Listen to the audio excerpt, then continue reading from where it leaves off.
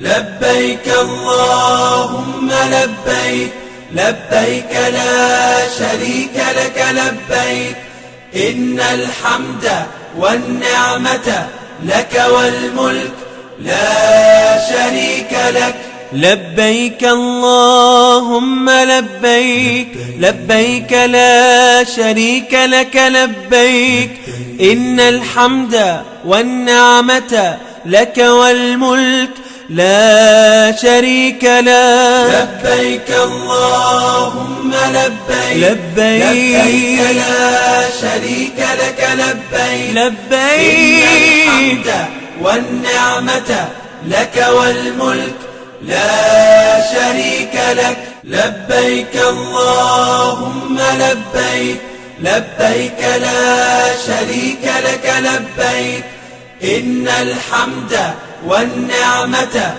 لك والملك لا شريك لك لبيك اللهم لبيك لبيك لا شريك لك لبيك إن الحمد والنعمة لك والملك لا شريك لك لبيك اللهم لبيك لبيك لا شريك لك لبيك لبيك إن الحمد والنعمة لك والملك.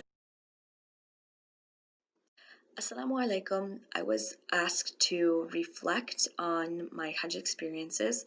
Alhamdulillah, I went to Hajj in 2016, and I am going to share two reflections that are based around my experiences, which helped me feel really connected to Islam as a woman and as a woman believer in Islam. So the first reflection I want to share is about my experience in terms of the actual rituals of Hajj itself. So as we know, some of the rituals from Hajj are based directly on actions of the Prophet Ibrahim and some of his family members. So we relive those actions. And so I felt like there was a great balance between the rituals that were presented to me in my Hajj experience, right? So we have Prophet Ibrahim, the father and the husband represented in his action of stoning the Jamrat, and then we have the mother and the wife represented in the sa'i, or the rushing in between Safa and Marwa, and we have the child represented in the udhiyah, the sacrifice of the animal at the end of Hajj. So I just felt like this was a beautiful coming together of um, the family unit. And we know that many people say that the family unit is the core of all society.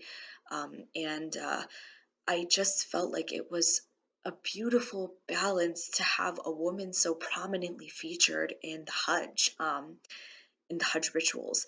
And often we know that, like, at least for me, rituals aren't something necessarily we have to rationally understand and are like presented to us in like very rational reasons. Like, of course, like our belief in, the core principles of Islam that, should be come to at a rational position. But from there on, like some of these rituals, we don't necessarily have these like clear cut explanations of why. Like, we don't know why we pray 5 times a day. Why not 7? Why not 10? It's just kind of like a clear cut, straightforward answer. You just accept it. And so, same thing with the rituals of Hajj, like that you just accept what they are. And it was so beautiful for me to find that such a meaningful representation of women, and it made me feel so seen and acknowledged and part of Islam. It's not like Islam is a man's religion and we're just like on the side copying the men. The men are also copying the women, and we see that in the Hajj experience. Like, it's not this like, divide between men and women and, oh, are women equal to men or blah blah blah. It's just that we're all valued, we're all dignified, we're all respected. And look at what a beautiful example that Islam presents in the Hajj rituals itself, that all of the family of Ibrahim alayhi salam was represented in the rituals. So that just made me feel so connected to Islam as a woman, particularly. And the next thing I'd like to share is about visiting the Prophet ﷺ's wives' graves who are buried in Mecca. So there's only two of his wives that are buried in Makkah, and they're Khadija and Khadija radiallahu anha and Maymuna radiallahu anha. So we went to visit Khadija's grave, and it's in this like just urban amongst the urban sprawl of Makkah, and it's just this fenced off, walled off graveyard, like in the middle of like a busy, like next to a busy intersection and everything. And I don't think we were allowed to go in, so we just pulled over onto the, onto the side of the road, got off onto the sidewalk, and we were just told like, hey, there's Khadija radiallahu anha's grave, and uh, it was so beautiful to go and visit her. And it felt like I was visiting someone that I had known like a friend, and I was there and we were hanging out, we were catching up with each other. Obviously, she's dead. She can't talk to me. And it was very different than that, you know, physically what was happening, but just the feeling that I got, I felt like I learned to love Khadija so much more just by visiting her that day. And right before we went to see her grave, we had gone to see the mountain where the cave of Hira is. And we didn't go up the mountain or anything. We just parked a few blocks away, and it was pointed out, here is the mountain, here's the cave. And we were also told to look for the clock tower, which is right by the Kaaba.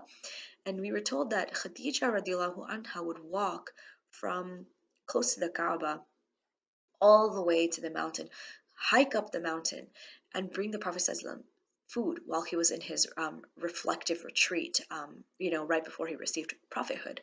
So it just made me think like she wasn't even, the Prophet ﷺ's wife at that point. The Prophet ﷺ hadn't received prophethood. She was just a normal woman married to a normal guy. Um, and she was there supporting him through a really difficult time, and he was going through an existential crisis, and she gave him, you know not only the space to take care of himself and figure out what was going on um, in his life, in a very personal and private way, but she also supported him that. And it made me think that, for any of us who are married or have other close family members, like, we could also, so relatable, what do we do to help support our family members when they're going through something really difficult, like losing a job, or having some type of sickness or something like that? How are we there to help them? And to think of her sacrifice as something so physical, walking in the heat of Makkah all the way to the mountain, climbing up the mountain. That must have been an intense experience for her. And just to make sure the Prophet ﷺ was taken care of, that he had food while he was in this state of turmoil, right before he received prophethood and revelation. It was something that was so beautiful to me. And just having that experience right before we went to visit her reminded me how without her, we wouldn't have had anything in terms of what we have in Islam today. She was such a pillar to the um, beginnings of Islam. She was the first believer. She was the Prophet ﷺ's biggest supporter in the time of great difficulty, like, in Makkah too. She was there. Without her, we would have so little, and I felt so happy to visit her, and to pray for her there. And once again, I just felt like, wow, like this is what it's like to be a woman in Islam. Like, this is great. This is amazing. The other wife we visited was Maymuna radiallahu anha, and her grave is in the outskirts of Makkah. It's on the road to Medina, actually. Even today, it's just like on the side of a big highway in the middle of nowhere. So driving there, it took a while, and it was a long drive. I was exhausted, and I had fallen asleep. And so when I woke up, I noticed that there was a bunch of like rundown kind of buildings on the side of the highway, and we started to make a U-turn. And I thought, oh, we're definitely somewhere. We got lost. We make a wrong turn. But shortly after we turned around, the bus pulled off the road, and we were told to get out of the bus because we were there. And I was thinking, what are we here for? So lo and behold, there was a little like rectangular enclosure, um, protecting Maymuna radiallahu anha's grave. And the Sheikh told us about how Maymuna radiallahu anha and the Prophet ﷺ got married. And I was just blown away by how um, cute their story was. And I don't mean to say that in a disrespectful way. And I think you'll understand what I mean by that when I explain how they got married. So, Maymuna radiallahu anha is the one who proposed um, to the Prophet. ﷺ. She sent a messenger to him offering her hand in marriage to him. So, she went to the outskirts of the town with the messenger. She commissioned him to go and um, relay her proposal to the Prophet ﷺ, and she waited there for his response. So she waited until the messenger returned. And so when the messenger returned, he told her that the Prophet ﷺ accepted, and he told her to wait there because he was coming. Um, and he would meet her there. So shortly thereafter, she was met by the Prophet ﷺ. He came to her there, and they got married there, right then and there, like just on the spot. And I was just so blown away by how beautiful their story of how they got married was.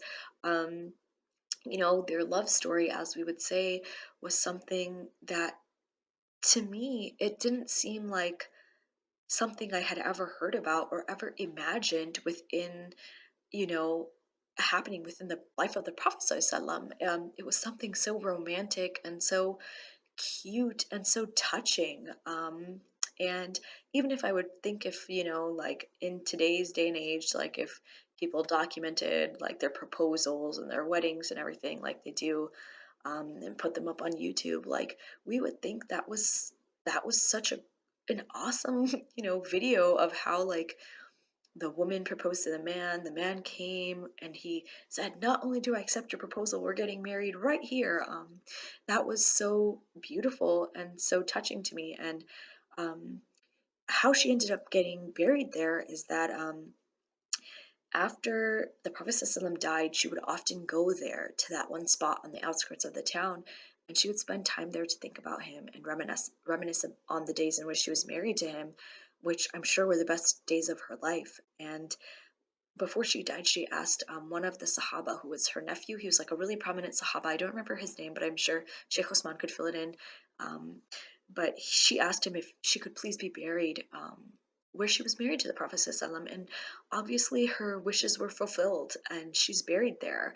And that just, is a further testament to their love and her even her personality. Like she was such a softie, like she was so sentimental, she was such a romantic person.